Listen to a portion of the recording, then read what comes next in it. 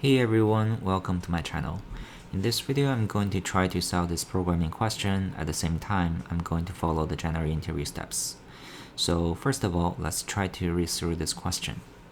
You're a professional robber planning to rob houses along a street. So each house has a certain amount of the money stashed. The only constraint stopping you from robbing each of them is that adjacent houses have security system connected, and it will automatically contact the police if two adjacent houses were broken into on the same night. Alright, so it's not a very good security system. So given an integer array nums representing the amount of the money of each house, return the maximum amount of the money you can rob the night without alerting the police.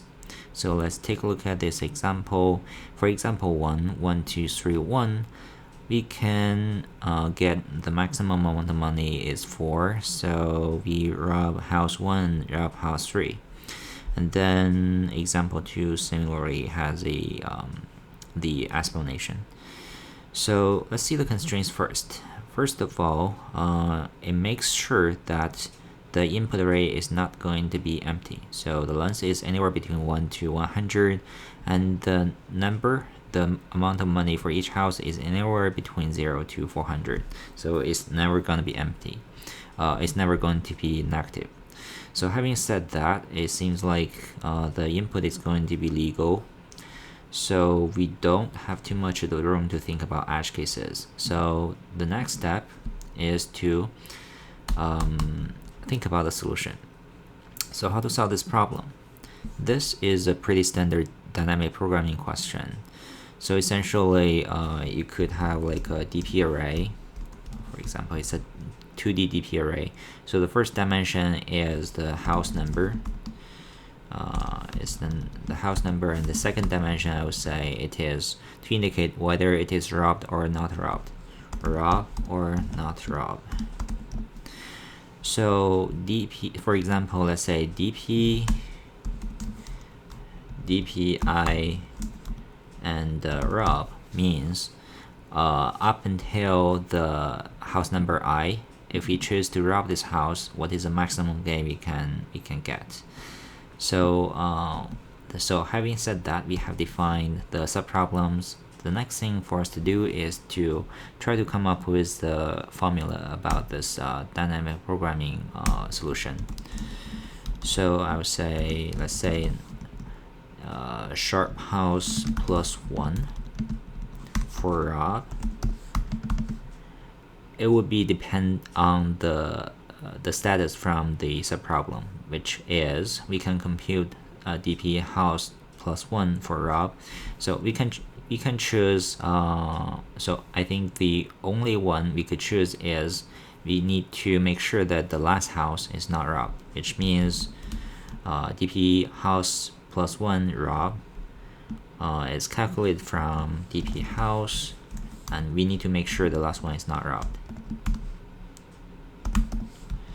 And then the next one, DP house plus 1 not rob.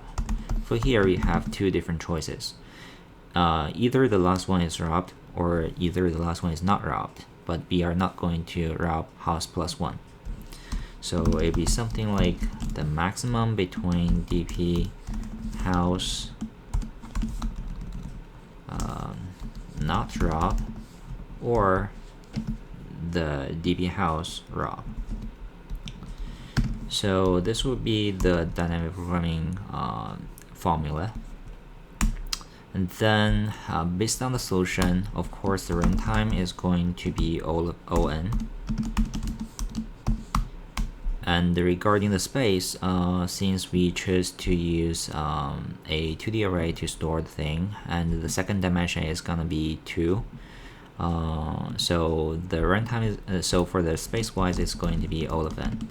But we can do better because we don't really need to have this DP array to store everything. So instead we could choose to store the thing in two variables and update the two variables as we go through the for loop.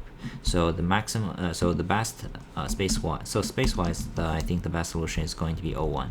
So we are going to try to get the O1 space complexity when we do the implementation.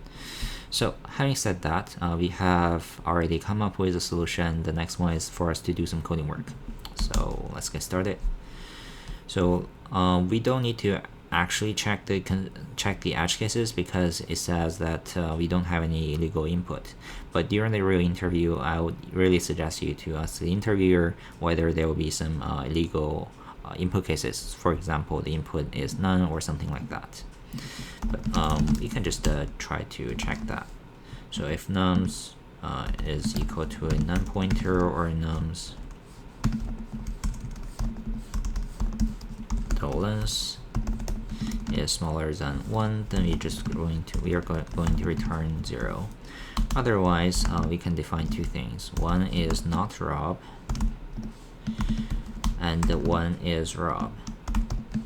So we are not going to define a 2D array. We are going to use the two variables to keep updating two variables, store the corresponding dp house Rob or dp house not Rob within the for loop as we proceed.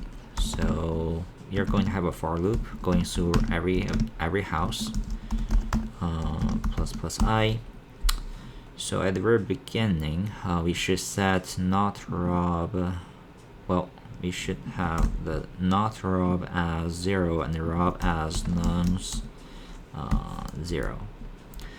And based on the formula to compute, okay, so first of all, we need to store the Rob or not Rob in a local variable. Let's say we have priv not Rob as equal to 0 and priv Rob as equal to Rob. And then to compute the current not Rob, it is going to be the maximum between the two things, like the formula on line 12. So current not Rob is going to be mass.max between previous not Rob and the previous Rob. And the Rob is going to be computed from not Rob. Okay, so I think I missed something. This would be house not Rob plus the money we have. That would be something nums I. Sorry, I missed that one. Okay, so this should be +1, I +1, because house number is shep house +1. We say shep house +1. So Rob is going to be previous not Rob plus nums I. And after that, I think we finish all the computation, and finally we are just going to return the maximum between not Rob or Rob. So for the Rob or not Rob, it is pretty much the same as dp, the length of the input array, and Rob or not Rob. So let's run through this, run through some example test cases and do some sanity check. So for simplicity, I'm not going to go over the test cases, explain how it works. But during the real interview, make sure to go through some sample test cases, and explain how it works to the interviewer. And also, then you will need to come up with some more test cases to try to have good test coverage. So wrong answer, let's see why. So Rob is going to be 0, not Rob is going to be 0, Rob is going to be the first one.